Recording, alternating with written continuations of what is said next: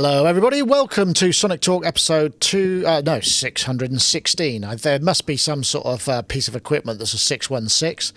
It's the drum machine Roland never made. Somebody's got a bleeping thing there, but it sounds kind of quite intriguing. It's quite a friendly bleep. Anyway, this is a podcast to do with music technology, music production, software, synthesizers, even guitars sometimes, drum machines, all the kind of technology that goes around making records, making stuff or tracks or whatever it is you want to call them, live production, all of those sort of things. So welcome, everybody. And I want to say hello and thank you very much to iZotope. iZotope will be giving away a copy of Ozone 9 Advanced, which is mastering software, but also works great as channel strips, audio processing, lots of intelligent stuff there. There will be a message from them. That happens about halfway through the show.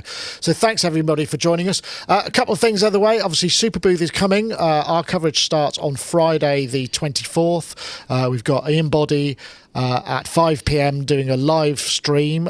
He can't perform live, but he's prepared some stuff, but we'll play those in and have a chat. Then on Saturday at 5 p.m. we've got Scanner, aka Robin Rimbaud. He's doing a live stream at 5 o'clock, and then all being well, Matt Hodson, I know he's got some ear trouble at the moment. I hope he feels better. He's doing on Sunday, and then we've got another Sonic Talk special with some YouTubers. I think we're going to have Div Kid, Robin Vincent from Molten Music Tech, and also Bo Beats at that's 3 p.m. on Saturday, yeah. And the rest of the stuff will just be happening around there. All the videos we picked, we shot a lot of videos. What else? There was something else I was going to say, which I haven't been able to do any reviews because I've been just flat out filming stuff for Superbooth. But we will have, I think, more than 30 videos. So there's going to be a lot of content for you to see. So please do stay tuned for that. So we'll come back to our guests now. I think we'll start over here with Mr. Robbie Bronnimann, because Robbie, we haven't seen you for ages, and I'm sure you've been a busy boy. What's been going on in your life? Well, apart from obviously staying in a lot. I hope you're well, obviously, and you seem well, so that's good. Yeah, no, good. I was meant to be, well, as Chicky was, in Europe this month, but that and all our touring has been obviously cancelled, so making the best of being at home, so just working in the studio. Yeah, well, I guess you got projects on the go. Weren't you talking about you're doing a solo album? Yeah, I'm doing an EP at the moment, doing solo EP. Yeah, excellent. So I'm part of the way through that already, so yeah, it's going really well. Have you found, because we've discussed this with all the other panelists who've been on, have you found that you're able to focus more, there's less distraction, or is it much the same as business as usual? Well, it took a bit of a time, it took a few weeks, if I'm honest, just to kind of get my head around what was going on. And so, once I kind of felt a bit more like I knew what was going on, I could kind of relax a bit and kind of just focus in. So, I've got myself into a good routine now. Yeah, no, that's a tough thing. I mean, really, I think for me, I felt the first 10 days I just couldn't contemplate anything creative whatsoever. I heard a fantastic, Christian Henson from Spitfire Audio. He does he's got his channel. Yeah. He did a great episode about people confronted with working at home. Obviously, I work at home anyway, but it's really worth checking out because it had some great tips in it for maximising your workflow at home if you find yourself in that position, having not had that situation before. So, yeah. Right. Yeah. I mean, that's a good. Yeah, he does some great stuff. He's a really good sort of stream of consciousness speaker. I mean, I think he plans it, but he's very good at that stuff. I love. In fact, I think there's some kind of Spitfire announcement coming up in a couple of weeks, and I think we're gonna talk to them, but I haven't had time to think about that. I mean, right now I'm focused on the Superbooth stuff. Lovely to see you there, Robbie. Anyway, and also we have Mr. I'm going to go to Charles because Gaz is. I was going to throw him in there, throw him under the bus by bringing him in while he wasn't ready, but I'm going to go to Charles first. Charles Chicky Reeves, Sublime UK producer, remote mixer, and live sound engineer, artist, all those kind of things, and man with a very tiny microphone that sounds very big. How are you, Charles? Yes. I'm doing great. Staying very busy. The whole remote mixing thing is working out really well. I've got it down to a science now where I have Zoom running, and so I can have all the different band members, which is normally a nightmare when they're in one room, but having them all on a Zoom conference call is completely different energy. And so I have all them, and then I have that listen to audio plugin that is streaming I usually stream like CD quality to them, and it's great now that I've made the adjustment to that. I like every single day, like 7 days a week, which is a bit more than I wanted, but I'm grateful for the work. But it's staying. I'm glad to hear it. Excellent, glad to hear it. Well, and we also have over here Mr. Gaz Williams, who suddenly looks ready. How are you, Gaz? Gaz over there in Bristol. Yes. Actually, you're our second in from Bristol, actually, because obviously Robbie's in Bristol too. Oh, yeah, Robbie. Yeah, he joined us. Yes, indeed. Are you starting to get a bit stir crazy? Are you starting to, who's the character on? Are you Ben Gunn? Is that? Actually, I've been really busy myself, which is great, and I'm really grateful to be busy. Lots of mastering and video editing mainly, but also some songwriting and some reviewing. And we got some great reviews on the way. I've got about 3 things currently going at the moment, reviews. So yeah, wow, I'm actually more busy than normal, which is cool but bizarre. So great. But I mean, I'd just like to say again, I'd just like to say big love to everyone out there. Just love you all, and thank you so much again for joining us and being part of our big global family. Yeah, I mean, obviously we realise some people are finding it tough, and it goes up and down. Sometimes you have a bad day, sometimes you have a good day. Hopefully, we've all caught you on good days, and just. It'll pass. At least the way you're feeling will probably pass. I mean, obviously what's going on will pass, but it might be on a slightly longer cycle than your own personal headspace. But do. So there is actually some news this week. I've said all the stuff with Superbooth, haven't I? Oh yeah, no, I was going to put this because I was going to throw this up while I was talking about Superbooth. I've posted a news item, Superbooth Home Edition, what to expect, and this is about the live performances and generally what's going on. We've got a few premieres. In fact, we've got an exclusive from Expert Sleepers. That's at 4:00 on Friday. That's already up on YouTube. There's a big reveal. They're using it to reveal a product, and there'll be a few other premieres that you can attend.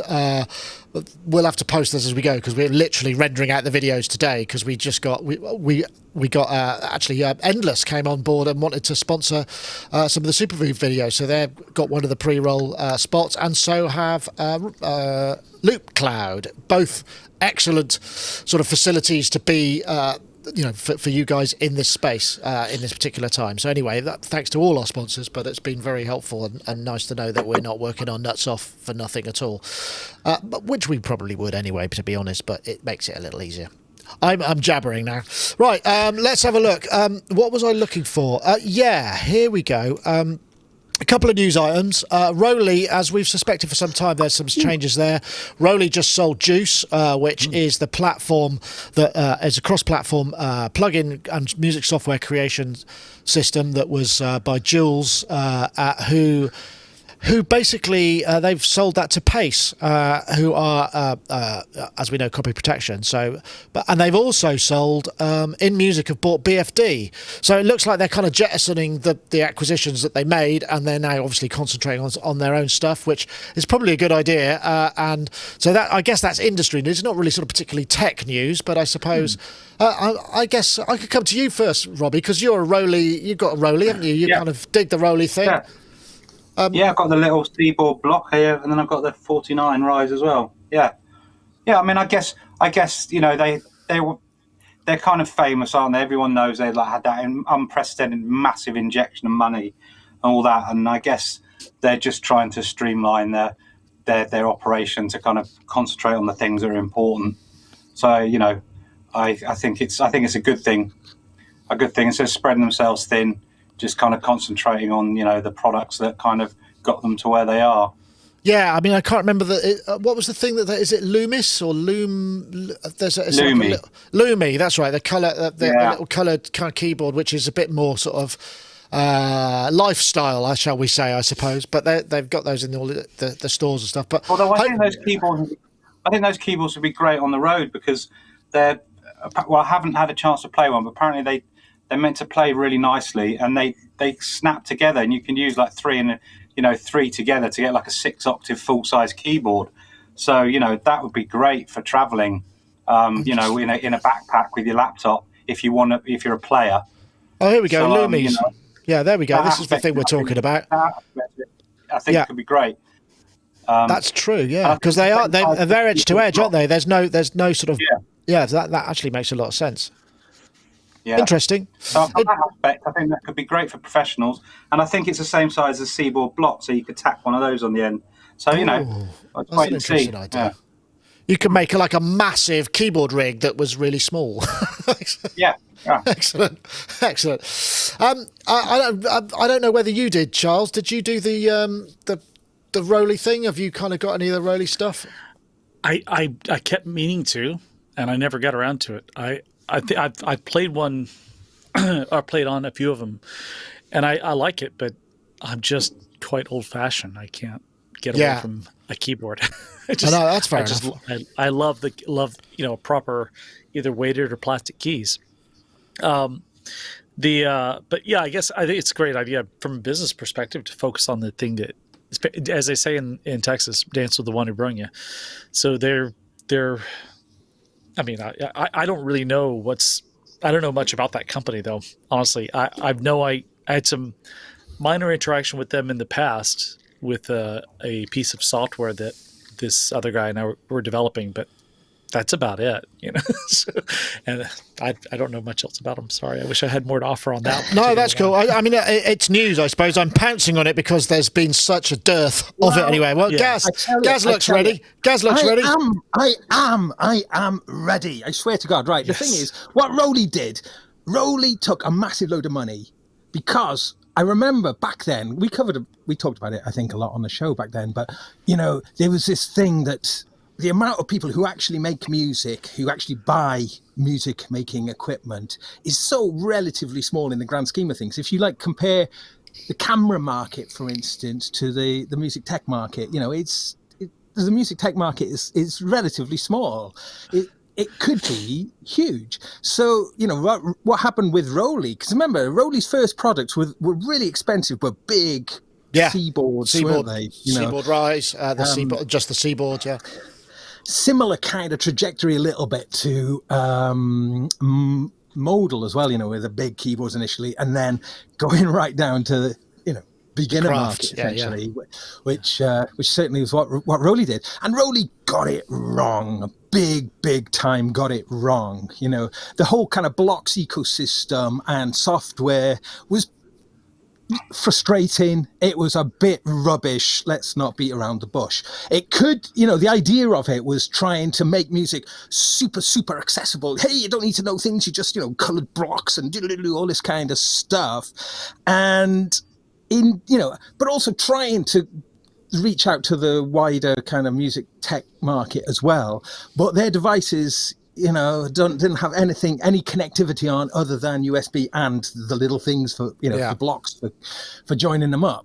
So they kind of you know, they don't really fully integrate into the system. I mean, you know, Robbie's case use, for example, going on tour and using that sort of thing is probably, you know, a really good case in point. But that's not that massive market that ROLI, I guess, got that investment from.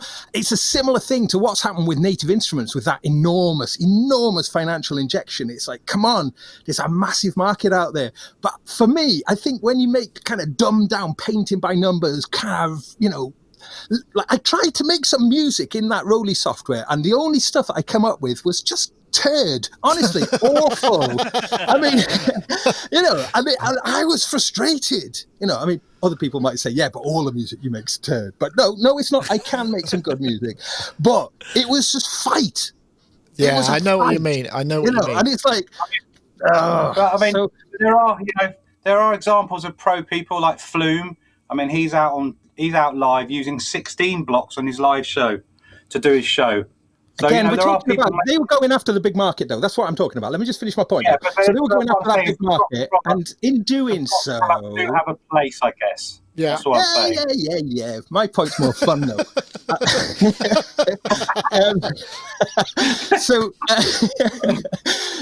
But the thing is, it's like if you are going to go after that market, now they're having another crack at it with the Lumi, aren't they? And which is a little bit more conventional with the convention.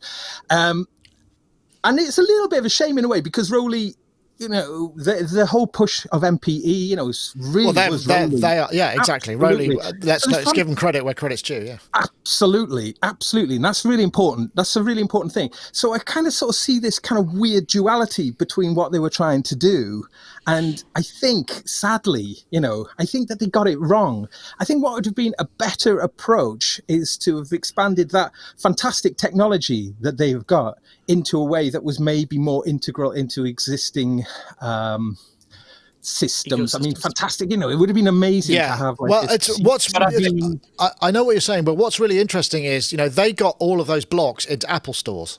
So we may consider them to be, maybe a failure in terms of the musicians we see using them, but I bet you they sold a ton of them, but perhaps not enough. But you've got to also weigh it up with the fact that the Seaboard is is the product that kind of made them. Those initial Seaboards were lost leaders. They always said that they weren't there. They were there as a proof of concept almost, the really expensive ones, to kind of, point the way to it. And then obviously the rise, I think probably the rise, set of, the 49 and the little 2-octave and all that, those are probably, where the pro musicians are at. But like every company, they have to find a way of making sure that they can keep that part going. So they look to the lower end to kind of, bring in money so that they can support the high end as well, which isn't as big a market. Yeah, every company does that, don't they? Korg, Roland, everyone has their noddy holder products at the bottom of the range, Yeah, no, you're right. But I think they were anticipating a massive sale. Hold on. Yeah. Yes. I was going to say that, I always got the feeling from those keyboards that they were often a solution looking for a problem to solve. The playing was interesting, but if it was something like the push and the push to and the machine and so forth, those are interesting ways of playing music because they integrate also with an existing ecosystem. But to me, it's just like, okay, well, why learn Esperanto? When I can express myself. Okay, all right. Well, I think the bigger Seaboards, yes, was a bit weird. The little Seaboard block was the sweet spot for me because it is when you set it up. Part of the problem is it doesn't work with Ableton, but not because of a problem with ROLI. It's a problem that Ableton doesn't work with MPE. So you can't. You're cutting out like probably, I don't know what percentage of the performer market. That's going to be probably 40%. I don't know. I'm guessing. Yeah. I don't know. So right away, if Ableton had that capability, it would have made a very big difference because it's just like, oh, I've got that. I can map all of this stuff. Because for expressive things and their synth, the synth, I can't remember what the actual synth's called.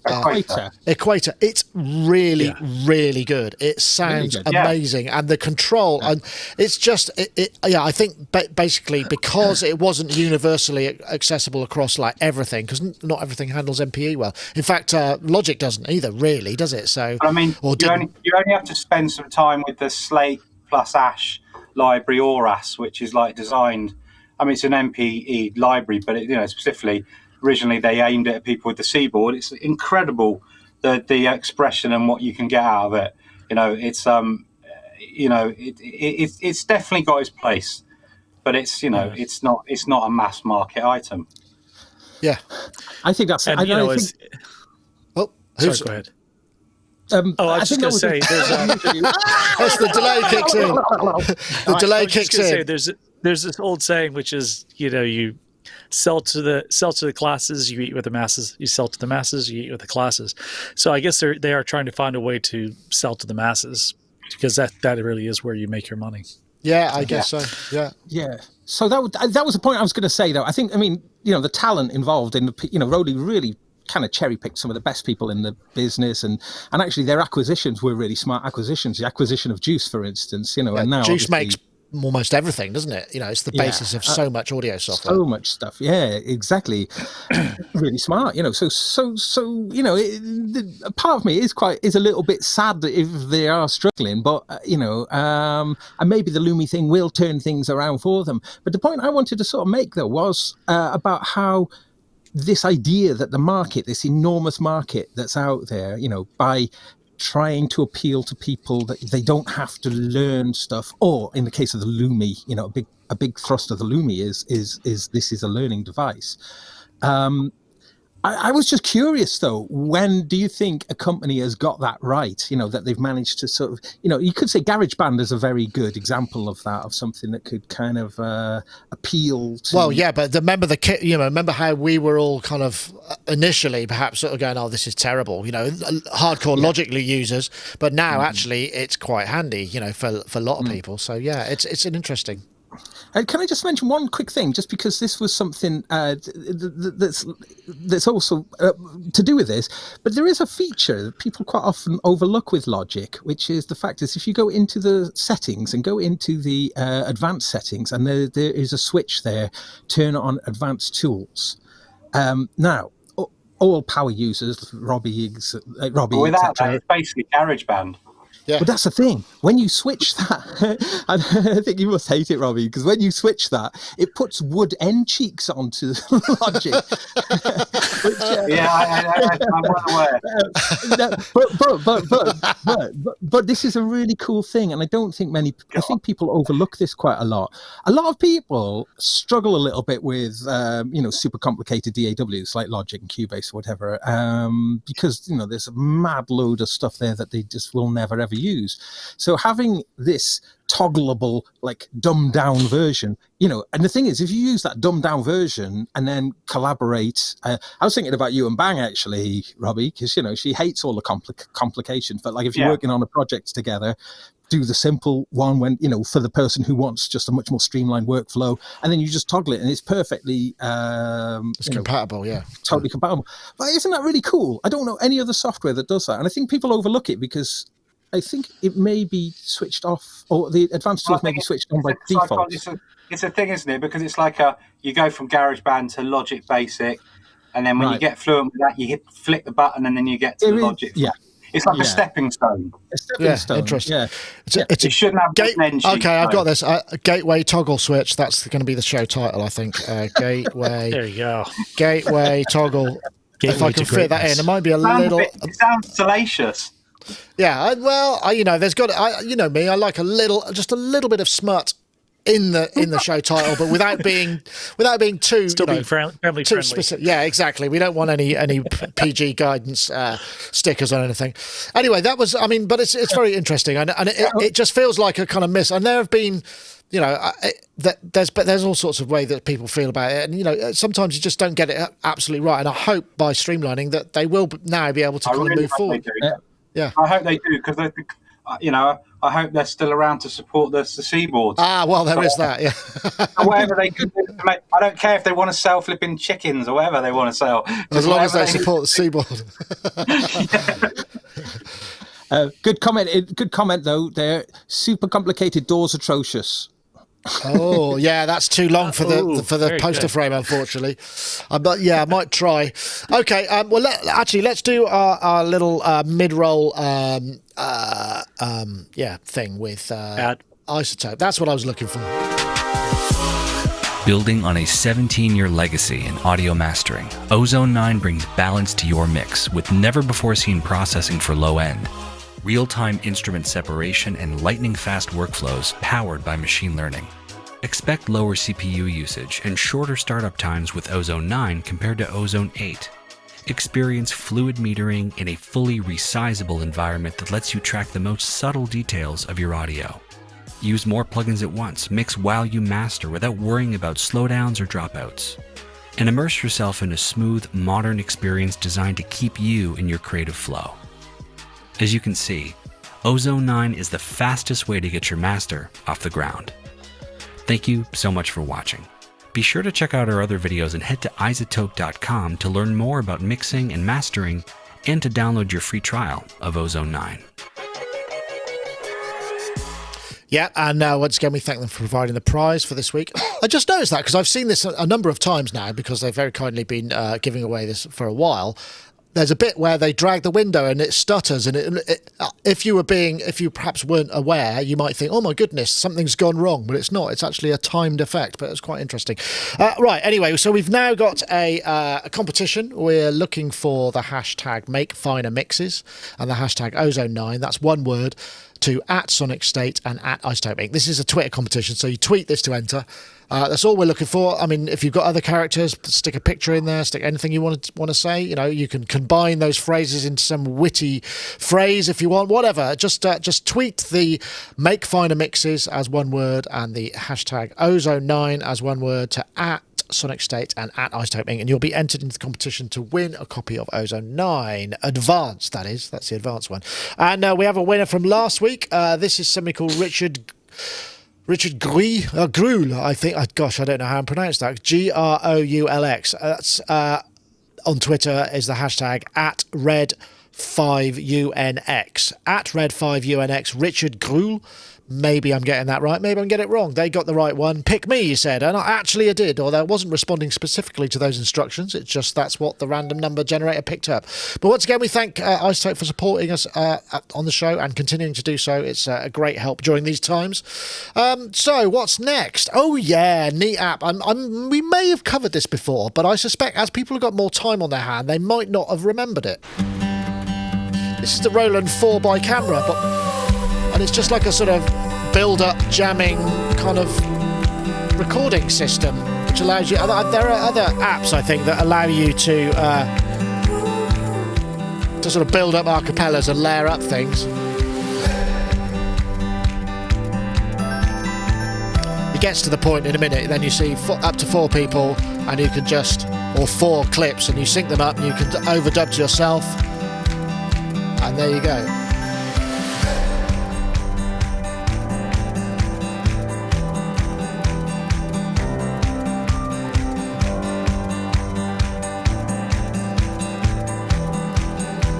I mean, I don't need to play the whole thing. I was rather hoping they'd play something at the end where it showed what it did. But essentially, you get those split screens where you've got the same person doing the same thing and they sort of built a 4-track up. That's what that does. And it just seems like a neat one. I think at the moment it's on special offer. This one came from via CDM. I think it was, Create Digital Music or CDM.link, Peter Kern's excellent website. Free in-app, make your own split-screen music videos, and it's a free in-app purchase, so it's actually on special offer at the moment. And I would have thought, Gaz, this might appeal to you, because you're a sort of spontaneous looper sort of guy. I mean, not that everybody else isn't, but that's something that you do a lot, I think. You're muted. Is that me or you? It's you. Hey! Rich Hilton special. Take a drink. I was slurping drink, and I was. You were taking a drink. I was muted for your benefit. That's very kind of you.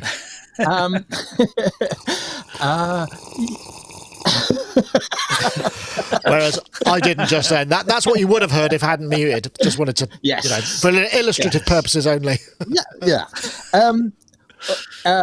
God, I hated that music in that little advert there. Yeah, anyway, I know what you mean. It's a bit kind of shonky, isn't it? I've done a few things like this myself. I've built them in Final Cut, but as a kind of after the effect sort of thing. But doing it in a really fast way. I mean, this app came out a couple of years ago, and we did talk about it. Yeah, we did. I got it back then, although I used it. I tried it once, I think. It is interesting. I mean, it's interesting to, it's a fun and cool little thing to as the app. It makes it really easy. But that kind of thing about making a piece of music and you show each part of it. I was kind of thinking about that. They've got a term, haven't they, called video songs. I mean, it's a very basic song. Jack Conte, founder of Patreon, I think, was one of the first people to really nail that kind of way of doing things. And obviously Jacob Collier, the absolute master of that sort of stuff as well, I suppose. You wouldn't want to take him on an improvised battle, would you, really? No. I mean, I've been watching some of his... have you seen where he's done that whole series where people send him a little bit of singing and then he will just harmonize to their little video? Like they might send 15-second long piece and then he'll harmonize to it. And he's released now a bunch of compilations of these times where, but I mean, he's not just doing like simple vocal harmonies. He's doing the most intense, full 6-part arrangements to all of these, and is stunning. I mean, absolutely stunning. But the point I was going to say, though, is that something that is becoming more and more apparent, and funnily enough, this was in a conversation I had with Tim Exile when we were in LA. It's on my channel, a little LA Stories thing. But talking about how we've grown through this era of very few people making content to be consumed by the masses. You know, that's how we've all grown up through that sort of era.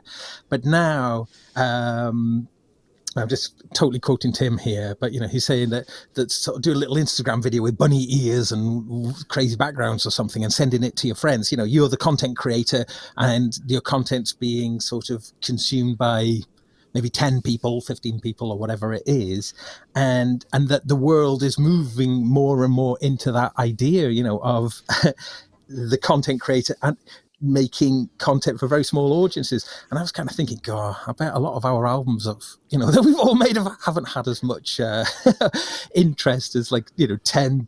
Oh, I don't know. Do you know what Cats I mean? on a cat, picture of a cat on a synthesizer. Yeah, I use the same thing, isn't it? It's like I could write an editorial piece, which I don't do very often, admittedly, or just post a picture of a cat on a synthesizer, and I know which one will do better. But just to finish off on that point, though, the fact that, and probably at the end of this lockdown period, whenever that will be, you know, in the next, you know, 4 or 5 years' time, they, you know, sort of, no. I just wonder if that will have grown even more, that people slightly less interested in you know, the big corporations pushing stuff and more interested in their friends and friends of friends sharing, you know. There will, I'm sure, but it'll break out, won't it? I mean, it'd be like traditionally record companies, record labels would find the cream and promote it, whereas now there's a sort of, I mean, there is a sort of organic thing, but you do get a lot of help from people who know what they're doing in social media as well. Can I mention just one more thing? I know, sorry, I'm hogging things, but just regarding TikTok. You know, one of the things that's kind of like a genius about TikTok, and, you know, like Drake got to #1 recently, and I think sort of part of the reason of that was because they did this thing with TikTok that if you upload something to TikTok and you can make there's that button. Front door, I'll just be back in a sec. Yeah. You can make the audio available for everyone to make their own videos too. It's just like a button on there that they can press, and then they get the music. I think it can be up to 1 minute long.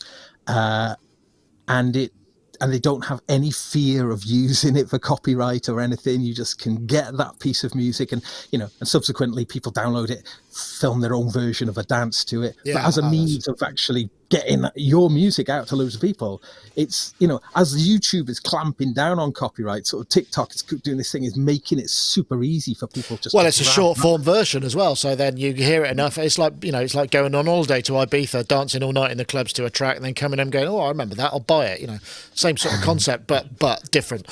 Charles, I don't know whether I have a question for you. I can't remember if I've got a question to ask. Gaz had a lovely diversion there, but I can't remember where we were. Well, I was going to add something to what Gaz just said. Was I have a few of my clients who are promoting their albums via TikTok exactly that way, and it's gangbusters for them. It's fantastic. It's a great way to do it. They don't have to worry about the copyright infringement. They don't have to worry about their album being ripped off. They don't have to worry about people burning out on their records, because, you know, people don't hear the whole record. They only hear just these short clips of stuff. And it also helps people see music in various lights, you know, either whether it's someone doing a funny video or a dance video or any number of things to these songs. So I think that's fantastic. Now back to the app. Yeah, I mean, I like Gaz said, it came out a couple of years ago, and I couldn't really see the demand for it. You know, maybe it did okay. I have no idea, but I can see now that suddenly this would be a new way of creative expression. You know, everybody's trying to get online. I mean, I sound like an old person when I said that. Everyone's trying this internet thingy. No, everyone's trying to do video content online now. I mean, just try to go on Amazon and buy, you know, the gear that you need to make video content. I've learned firsthand it's really difficult to buy right now. I think this is a great tool for it. Seems like it. So yeah, I might try it.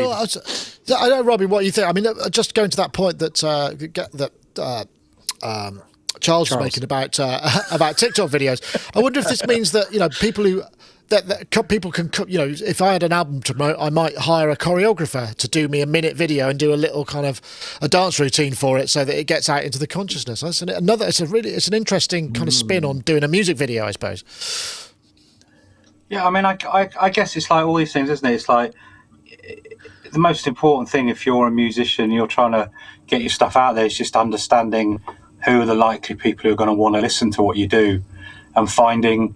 And that's the most important thing. Otherwise, you know, you can just aimlessly try anything to try and get your stuff out there.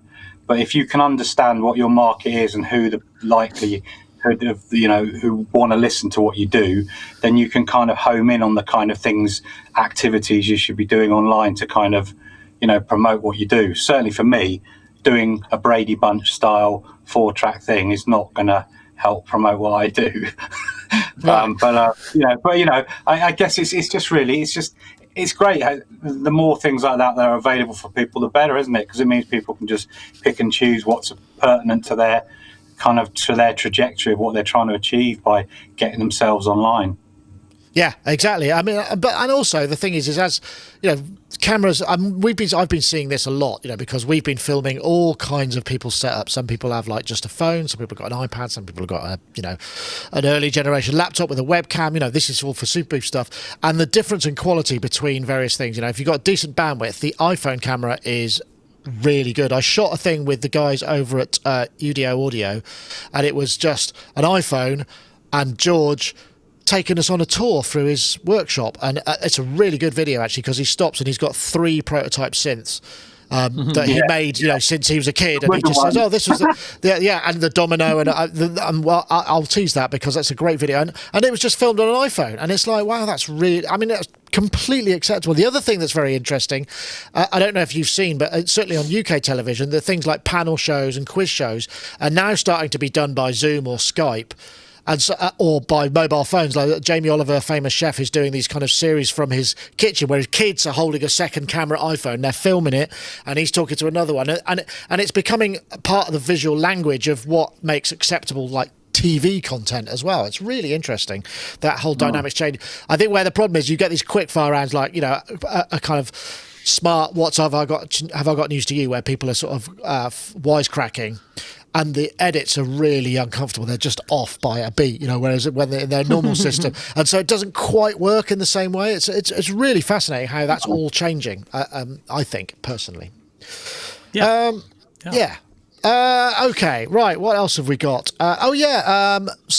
This is another article from actually Music Tech, who they recently got acquired. Well, not recently, maybe a year ago, got acquired by the people behind BandLab, and their journalists, they're sort of changing their journalistic style a bit. It's getting quite investigative, and there's some great, I mean, there've been some really good articles on there. It's well worth checking out. Anyway, Bandcamp again are going to be waiving their revenue shares again. I think is it this Friday, which means the 30% thing. So it means that people can promote their stuff on Bandcamp and they'll get more of the cut. Obviously, you get the PayPal changes and stuff like that. That's kind of a good one. That's one of these things that's kind of handy. I mean, I don't know, Charles. I remember we talked to you. Use Bandcamp, and you sort of see lumps in, you know, when you play it out at some of your tracks at gigs and stuff. So obviously you can't do that at the moment. But I mean, are you able to use this kind of offer to bump your sales? Well, if there was only like some way that on YouTube I could just like look right into a camera and say, "Buy my music, buy my music, buy my music." Oh yeah. By the way, what is your Bandcamp? Chicky and Coco at Bandcamp.com. Chicky and Coco. There we go. All right, there we go. Chicky and Coco. Excellent. Well, there's a perfect. Well, we can see if that works. And if they obviously, if people buy it this week, it means you get a bit more of it. It was a Friday last time, wasn't it? It's pretty handy. I don't know. I think it's, you know, these are all things that I think are going to be, they're positive, and they kind of make the record label model seem even more disconnected with, you know, real life for a lot of people as well. Because could you imagine EMI or whoever it is now, EMI conglomerate, saying, "We're going to waive our royalties on all the artist sales this Friday"? Yeah, like as if, Good luck on that one. Yeah, I love Bandcamp. I'm a really big fan of it, and it's spawned the type of music I listen to anyway. So I love that. I love the complete DIY thing. I mean, that's all this is a glorified DIY setup, really. Yeah, so I suppose that's I love that sort of thing. Yeah. I know, Robbie. I mean, I guess a lot of your stuff. I mean, a lot of your stuff, because you do music to picture, it's a different revenue model for you. But I guess you probably do you Bandcamp? I've put up a few things in the past. I did a little project with a friend of mine, producer from Swansea called Andy, and we called Sushi Friday. Oh yeah, and we got some tracks up there. But yeah, I mean, it's this is a new thing for me, doing my own solo project at the moment, and it's going to go through a label. So I guess that won't be pertinent for this, but I mean, certainly for the future, thinking about trying to be more proactive with stuff for myself, I think I'll be utilising things like Bandcamp much more. Well, I mean, I'd imagine if your label have got anything about them, they probably will anyway. You know, they'll probably be putting the stuff up there because it's all about making it accessible. And obviously with Bandcamp, you can embed stuff and it's really easy. I mean, we're doing a performance with Ian Body, like I say, on Friday, and he's got Din Records. He's been running that since the 80s. He first put, he put cassettes out on it of his own releases in that sort of 89. It's a real great story. And now he's doing these great compilations with lots of other people. I think I'm getting a phone call. Gaz, I'll just mute that, and you can take over while I get that. Okay. So, well, I mean, I think Bandcamp just is where all the cool guys hang out, I think, isn't it? You know, that's what I love about Bandcamp. I think it's just so brilliant for so many reasons, and them doing this just kind of shows that they are really, I don't know, got the finger on the pulse. It's a really, really cool thing. And I've put out various things on Bandcamp, and I've got a whole load of stuff coming out on Bandcamp, including the long-awaited Pork Ticket album, which I'm really excited to release. That's going to come out in about 2 weeks. What's it called again? Pork Ticket. Ah, yes. Is that your band that does the stuff that's unlistenable or intentionally? No, I mean intentionally. Revolting. Yeah. So just trying to decide whether to call the album as it is. Well, we're trying to work out the album title at the moment. Could be Keep It Clean. Well, it's either like a helping of raw pork. Is one thing. You're not trying to get vegetarians on board with this, are you? Or I tell you, it's so much fun. It's so much fun. We try and disappoint at every musical junction. You know, every musical decision take the wrong turn until the music is so horrible. It becomes beautiful in a way because unintentionally beautiful. It's an interesting philosophy. Really, but I think, but also the duodenum. I'm also thinking it. We've got a track called the duodenum as well. That's a contender. Are you having a listening party? A listening party. Yes. Yeah, everybody has to. Pork Ticket listening party. Can I put forward a track title as well, please? Go on. Yes. I think Chitterlings would be a good one. Chitterlings. Chitterlings is a sort of English offal. I don't know what it is. It's not something that I'd want to eat, but I remember it from childhood. It's something that you used to buy from butchers, and it's some internal part of some animal that nobody actually wants, apart from your grandmother. Maybe I'm from the deep south in the States. I'm from the deep south originally, and that's something we see too. Chitlins. Chitlins. That's what it's called, mutton dressed as lamb. Sorry, mutton dressed as lamb. Mutton dressed as pork, maybe. But raw pork. Someone told me a technique years ago that if someone's got a hangover, a really good thing to help them speed up the recovery of the hangover is to get some raw sausage and just to roll some into an ashtray and wake them up and just show them it. Like sort of like the raw sausages in an ashtray is what do they call it? What do they call that? I think they call it. Just speeds it all up. Yeah, no, there's something that it's an emetic, isn't it? I think that's what. I'll never try an arsehole, but what is Chicky? Sorry, Robbie. It's a little bit like. I think it's on a tour bus with an artist who's a staunch vegetarian. That would never fly. No, absolutely would not happen. I'll say that sounds a little bit like one of those things where they say, best way to get rid of a headache is to hit your hand with a hammer. Yeah, it'll work. Yeah, your headache will be the least of your problems. Yeah, it's distraction therapy. Well, I wish you luck with that, Gaz. I mean, it's maybe we'll have answers on a postcard in the chat room. I'm sure they're starting to appear as already. Yeah, here they come. Sorry.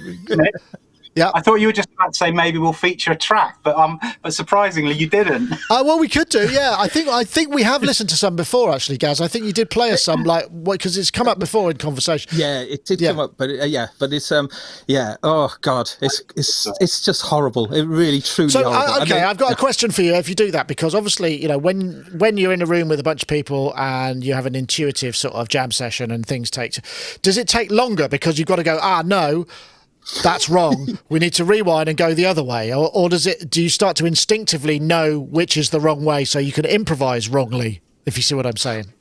Well, Pork Ticket is a duo, so it's just the two of us. But the thing about Pork Ticket that makes it really good fun, though, is that Sebastian Goldfinch, who is my partner in crime, he's from the band Cotton Wolf. He's got really incredible perfect pitch, and I think I might have mentioned him before, because one of the things that's like, you can play like the nastiest cluster chords and he'll tell you all the notes. He doesn't just tell you one note, he'll identify all the notes within a chord, and it's amazing. It's an incredible. So so I used to, he became my party piece. I would take him to parties just to sort of get him to go get everyone to come and watch him, and then try and see if we could get him to see if you can come and defeat our sort of perfect pitch guy. It's like the sideshow. Yeah. yeah, exactly. So one of the things, and he's classically trained, so the thing about doing Pork Ticket is like, what maybe one of our techniques is, one thing I did was an Indian recipe menu, delivery thing had been posted through the door. So just sang the contents of it without a click track and without any reference notes, just sang everything on the thing. And then Seb harmonized it all meticulously. And it's, wow. Oh, it's so horrible. It's beautiful. But, he makes some really great harmonies to the most really difficult melodic stuff. He tries to make these great harmonies to it. So the core is horrible, but Seb's harmonizing is actually quite beautiful. You might get sponsorship from Deliveroo. Oh no, it's Just Eat. Did anybody say just pork? Just Eat. Does anybody say just pork, and then you could have the harmonisation? Oh my God! Yes. I don't know if this will translate internationally. They might have an international equivalent of that ad, but you're seeing it everywhere at the moment. As with lots of delivery services, they're sort of doing great guns at the moment.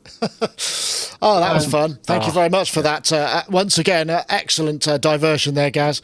Let's have a look. So with Bandcamp, SoundCloud doing a live streaming service. Did I actually get there? I don't know if I did. Mixcloud. Oh no, not SoundCloud. Mixcloud. Oh, that's a completely different story. That's not the same thing at all. I told you I was busy, and it comes to the point where I just saw cloud and thought, okay, SoundCloud. But everybody puts cloud in front of everything, don't they? So I suppose it could have been iCloud, whatever. Yeah. But yeah, so live stream. But it's interesting. I mean, just going back to this, because like you said, Charles, everybody in the world is trying to go into live stream. I mean, and in many cases, lots of people do it, and it's good. In fact, Jim Hayward, who is a regular listener, he does a lot of stuff at the shows where he does the sort of sounds only demo videos of sort of the hot instruments of the show. Really difficult job, actually, because you don't get time to play. That he's working on a Yamaha YC keyboard, the big YC 61.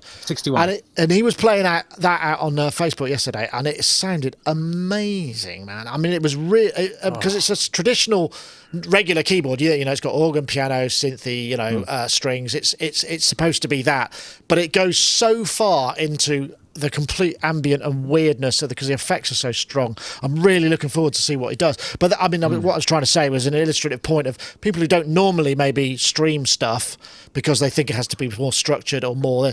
I think maybe they're finding out that improvisation can work. Alders from Sonar Traffic yesterday, I mean, his stuff is more structured, I think, or more considered, did a really great set of just a sort of melodic modular. There's some really good stuff out there, but it's the frustrating part, like you say, Charles, is getting the tech set up, isn't it? Because without the right tech, it can be incredibly complicated to get it right.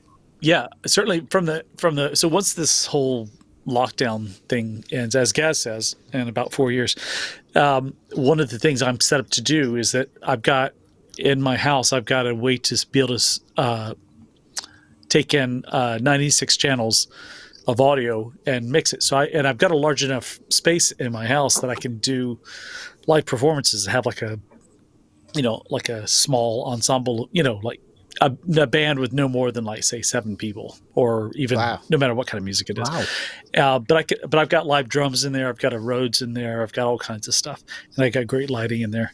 And so once the lockdown ends, I'm actually going to be streaming live shows from there. That's like Daryl's house. Was it live at Daryl's? Didn't the guy from Notes did that? We played that. Yeah, so it'll become a little bit like a tiny desk kind of thing, only with a lot more equipment. A big desk. Well, actually, I'm just going to use the one I've been using live, my Digico. I'm going to use that because I've got a, right off the bat, that's 48 inputs right there, and I doubt I'll need that much. But I can stream out of that and make a multi-track recording and have a mix of it at some time later, but I'm going to just mix it on the fly. You know what? I think that's a really good idea, because I think what's going to happen is, as we've been repeatedly told, large public gatherings, probably entertainment is going to want to be the last thing to unlock. So there will be. I mean, you said, Robbie, you went to play at Daryl's, so having a venue where you could at least record and have a load of people watching the stream, or have maybe a small limited audience in, and then turn that into a product of the moment. This is the album we made there. This is the recording that's been properly dealt with. Yeah. I think that's probably going to that's going to have a big surge in interest, because that's going to be kind of the only way people can experience a live event. And so people who are already set up for that, I think, are going to be popular. I think the thing that really caught my attention about it was watching all the Deutsche Grammophon, the German classical music label. They're doing these like Daniel Hope, German violinist, is doing these concerts from his living room, and it's just him, an accompanist of some type, like a viola or a pianist or something, and and a bunch of Coles mics. Oh wow! Yeah, I was going to say, like you do. I mean, it probably sounded all right on the iPhone speaker, to be honest, if you've got a Strad, possibly. So that's true. But he's got this this beautiful apartment that's in the middle of Berlin. He's got some decent lighting setup, and he's just doing these streaming broadcasts out of his house, I think every day. I haven't seen it lately, like in the past week or so, but I was watching it before, because my background is classical music, and I just absolutely loved it. I thought, man, I'm just going to start getting my clients in, and I've got a few other bands who've nothing, like no big rock thing. It'll be more like an MTV Unplugged thing, but I've got all these different bands that have contacted me about coming and doing a performance at my house. So nice. Why not? Yeah, that's a great idea. Yeah, I'm sure that's something you could, because I mean, I know you do a lot of gigs, Gaz, and it's going to be tough for a while. So it's going to take these kind of lateral thinking ways of doing it and figuring out how to monetize, tip jar or whatever, so that because I mean, let's face it, most if you do a gig at a pub or whatever, you're very rarely going to get a decent amount of money, and there's every chance that if you could build an audience that's reasonably large, you probably make more. Yeah, I mean, that absolutely. So I mean, you got to think about what you should come play at my place. Yeah. Oh yes, please. Yeah, come on, bring ticket to my house. Yeah, no, you wouldn't want live at Chicky and Coco. I was thinking Pork Ticket live would be really amazing. But yes, I mean, now there has a product has just been announced. I mean, I'm almost loath to mention it, because they're going to be so in demand. Blackmagic ATEM Mini Pro, and I think that looks like a really incredible unit for bands or acts or what, anyone who wants to do streaming, just because it's simplifies it. I mean, what an amazing thing it is. I'm really desperate for one. Blackmagic. Here we go. This is it. I'm going to show this. And for those of you who probably think I'm not in, this is what it is. Basically, it's a 4-channel HDMI mixer, so you can plug cameras, GoPros, whatever into it, and it switches, hardware switcher, so you get what you switch on those buttons goes out. And it also two stereo inputs as well. Two stereo. You can also output to stream it, to record the switch thing on an SSD. But it's also got a network port, which means that you can send, if you share the network via your computer, you can stream that directly to Facebook or to Restream or to any of these other streams. So you end up with a switched master recording, if someone does it right, and a stream. And this is like, it's under £1,000. I mean, which for video equipment is really, really, it's these things. These are the things that are going to be game changers to people who perform. I really strongly believe that. And when you consider what you could spend on a synth or a bunch of stuff that you may not really need, this is something that could enable you to do some really powerful things. And I think this is going to be a huge growth area. I mean, I absolutely do. Absolutely, and one of the things, quite an interesting thing with it though, is it's an Blackmagic, Australian company. There is a software mixer for all of it, because it can handle a lot of audio channels. That thing can, because there's a stereo pair from each HDMI input, plus two. They're labeled as mic 1 and mic 2, but there are 3.5 millimeter inputs that can be set in the software configurator to be line level, so you can run 2 line inputs into there. But the mixer has EQ and various other things, and it's got the Fairlight sound engine. Fairlight. So I'm just kind of scrolling. Cool, isn't it? I mean, I know this, but I think the blurring between music tech and video tech is going to be it's just going to smear hugely, because people, and I've been doing this again. I've been doing this all week, with people remotely. It's like, what have you got? Right, I've got a laptop computer and I've got my phone. Okay, you could dial in your phone into our system, one of these remote calls, which can look as good as this easily. And that can be the shot of your piece of equipment, and then I'm talking to you. So, as long as I get a decent stereo audio feed afterwards, maybe a stereo mix, just to belt and braces, we can do this stuff. I mean, it's amazing. Well, here's a question then. And I mean, actually, we could put this question out. What do people actually want to see in a stream then? So if it's like a music tech type stream, do people want to see like all the controls on everything that's kind of, or is that just, or do you always want to be able to see the performer's face? Do you want to really see, if there's a little screen, do you want to see the computer screen? I mean, that's one thing, isn't it? All the kind of. I think all of the above. I mean, the one thing that I will say is we also bring Zoom in. And Zoom, what I do is I can get a really good, because the screen share algorithm on Zoom is way better than the webcam algorithm. So you get much higher quality and a higher frame rate and full size resolution. So you can send a 1080 screen share and you can see that. And it we did the thing that we released with with Yoad yesterday, which was the reverb, how reverb works, how algorithmic reverb works. That screen, all the screen from there came over Zoom. Yeah, that's how I'm doing my mixing thing. I do a screen share of Zoom, and then there's the little the images of everybody across the top, and then using Listen to, like I said, as the audio feed, and they're almost exactly in time. I actually set the latency on audio to Listen to from Audio Movers. I set that at the same time to match up with the screen on Zoom. And it works fantastic. It's great. So, I think the thing is, to answer your question, I mean, I would assume people want to see as much as possible. Or if they only had one shot, what would it be? Someone in the comments is saying that they would like to see a list of all of the gear used as well. So okay. That's quite an interesting idea. Well, I have to say, Ian, just to quickly, Ian Body has provided modular grid setups of the stuff that he's using in his performances. Oh, that's cool. So you can check out his rack. Yeah, that's very cool. Yeah, check out his rack as it were. Ooh. So that it's just that thing I'm thinking about though. Are you making content for music, performance for everybody, or for a music tech audience who really want to see the nerdy details? Well, I would be, I suppose so. I mean, Charles, I guess for you it would be the performance in that space over there. Maybe the stuff you do in this room is more tech focused, right? Yeah, it would definitely be more live performance thing. Although it's going to be kind of like I said, like an unplugged tiny desk kind of thing. Yeah. But it won't be unplugged. And some of the acts that I'm going to bring in are electronic acts.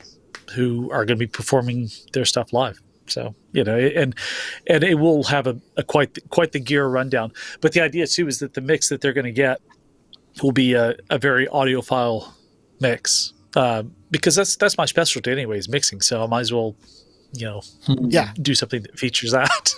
So I want it to be a completely.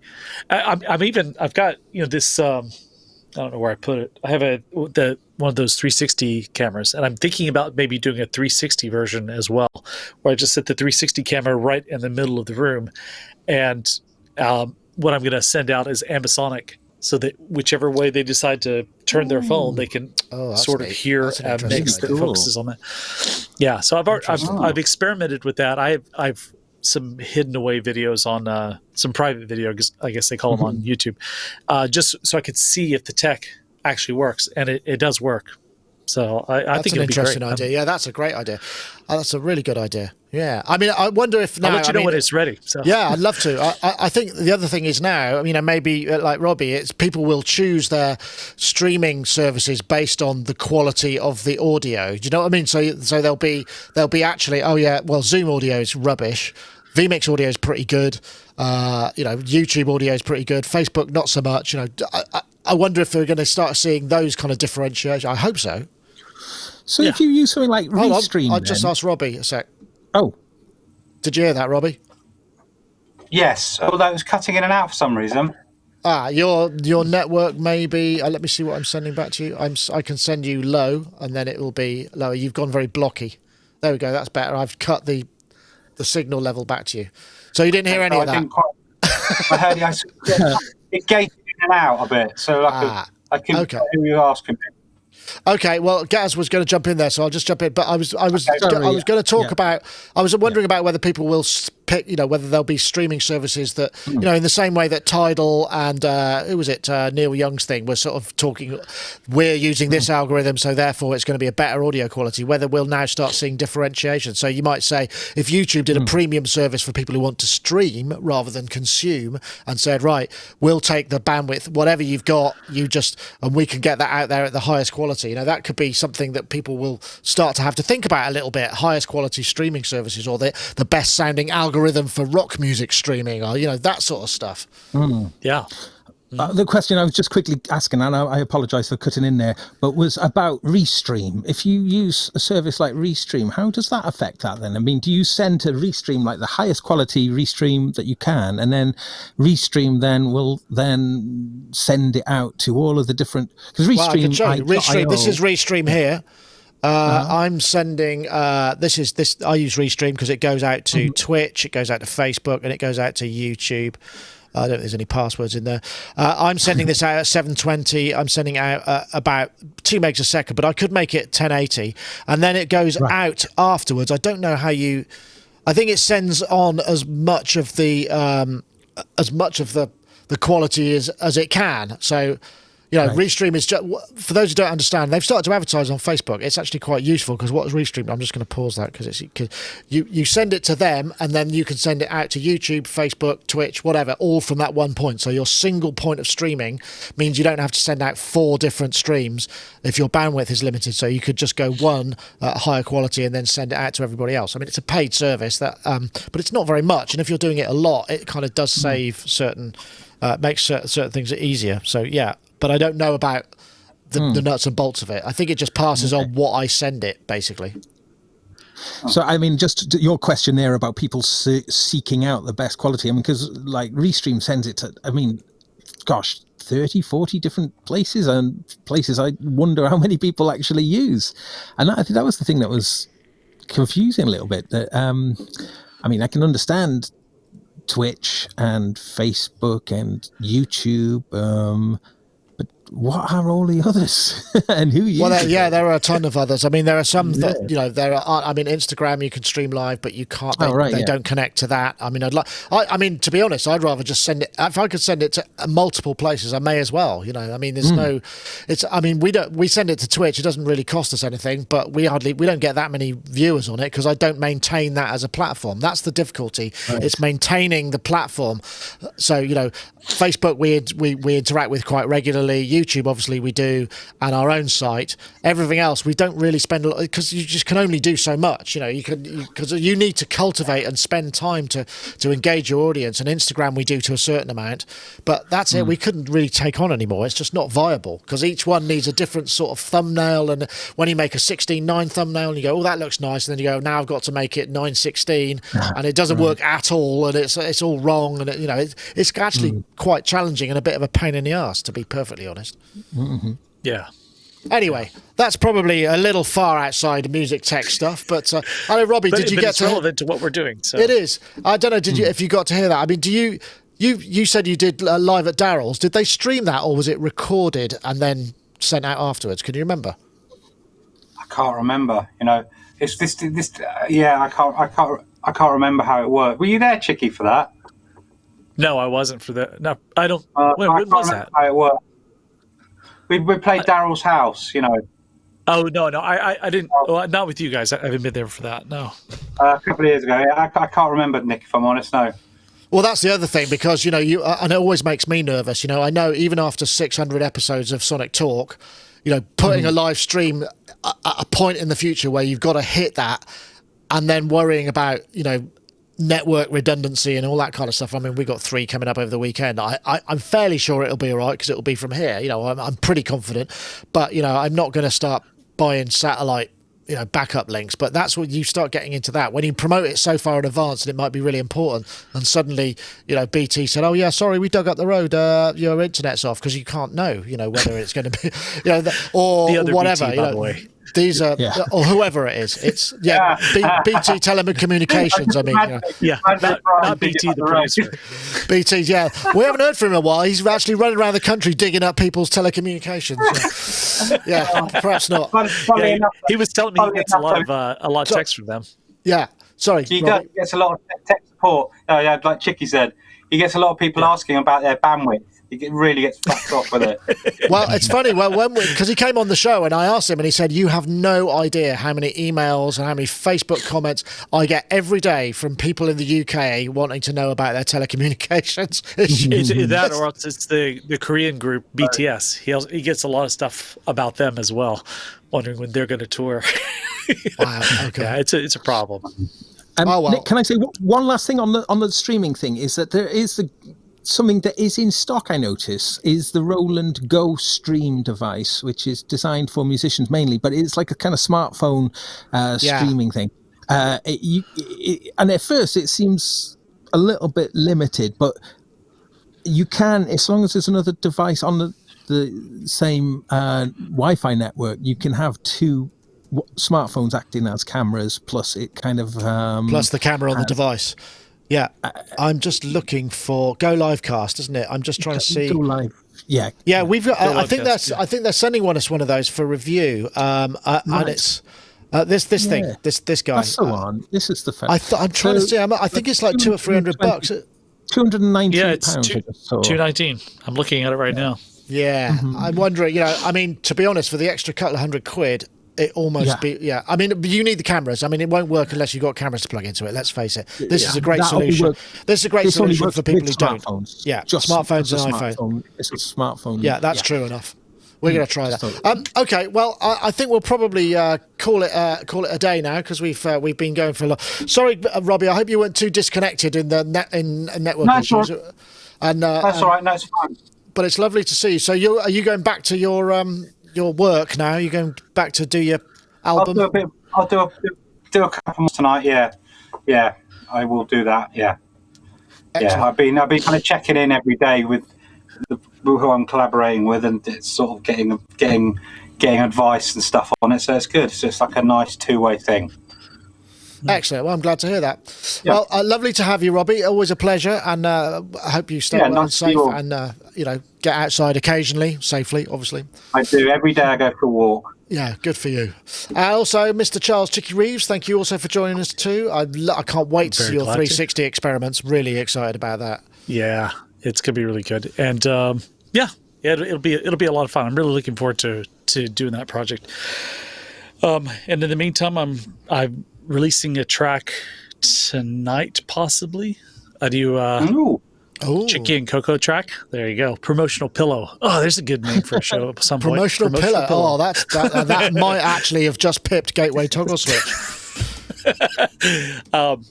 Yeah, so we did a cover of God Only Knows, Beach Boys. Oh, so, right, nice. That like a disco version of it. It's coming out hopefully tonight, if not tomorrow. On Bandcamp, of course, Chicky and Cocoa. Well, actually, no, I'm gonna put it out on YouTube. Okay. Well, yeah. Actually, maybe I will release a version on Bandcamp. High quality version as well. Put a link in the YouTube description, of course. You know. Yes, right? Of course, I will do that. Okay, all right. And Gaz, thank you very much for joining us as well. It's a pleasure to see you, and I hopefully we'll be seeing some more of you soon. I hope. Yes, there's this content galore coming. When he said about when Chicky just said about God Only Knows, though, I do apologise. I have told this story once before. I'm going to tell this very, very quickly about a practical joke I did about 20 years ago. I mean, these kind of things are kind of a lot easier to do these days. But the Pet Sounds box set came out, and on the box set there was like 4 CDs, and one of the CDs was like all the backing tracks with no vocals, and then on another CD was just all the songs on it, just the vocals. And I was just kind of thinking, I wonder if they line up straight away, and and they lined up perfectly. And I'd happened to just have put God Only Knows in, and then I had a bit of a light bulb moment. I was thinking, oh, this is quite a funny thing. So I went through the vocal and I just detuned a couple of notes, like sort of. I mean, this kind of thing's a lot easier to do with RX and stuff, but back then this was kind of, I just and then started it really subtly. I may not always love you as long as there are stars. I go sharp, actually. I'll go sharp on stars, just about 20%, and then just slightly increased the frequency of the slight detunes until it started getting really And then I burnt it onto CD because it was 20 years ago. I put the CD in my Pet Sounds case, and I knew a friend of mine was just a Beach Boys fanatic. And the next time he came round, I had it all set up, and I steered the conversation into Beach Boys and saying about favourite songs, and he said, he's going on about God Only Knows, and I was going, it's a lovely song, but man, the tuning is just, it just grates on me. And when you start hearing it, I just really can't hear the song anymore. He's going, there's no, the singing is perfect on it. Yeah, I don't want to show you though, because when you hear it, you can't unhear it. And he was going, he said, I can't think of anything wrong with it. Oh, okay then. Off to the CDs, out come the CD, back so he doesn't see it's a CDR as it goes into the CD player. I thought, and I go, did you hear that? And he's going, yeah. And then as it, it's like going, oh. But then of course I went and blown it because it gets stupider as it goes on, as is my, and then you go, all right, as he realised it, I had tricked him. Oh, nice one. Yeah, that's a good show. Nice story. I did a remix of We Love You by Ryuichi Sakamoto, which had Brian Wilson and Robert Wyatt and Ryuichi Sakamoto. Wow. None of which I would say in later years were renowned for their expressive and on-pitch singing. Singing. And we got the multi-track, and it came, I've probably told this story before, it came on two 248s, I think it was. It came in like 4 reels of 2-inch tape, and the transferring was a nightmare. And we pulled it all across, and I just remember we pushed the vocals up, and it was like several Brian. This is when Brian wasn't very well for a long time, and he was. There was that weird phase where he was with the doctor, and I think he was sort of over medicated, and it was all a bit wrong. And it was during that phase, and his singing was absolutely appalling, really, to be perfectly honest. And Robert Wyatt's got quite a character. It's quite a whiny voice, but it works. Like Shipbuilding's just, it works for the songs that he writes, shall we say?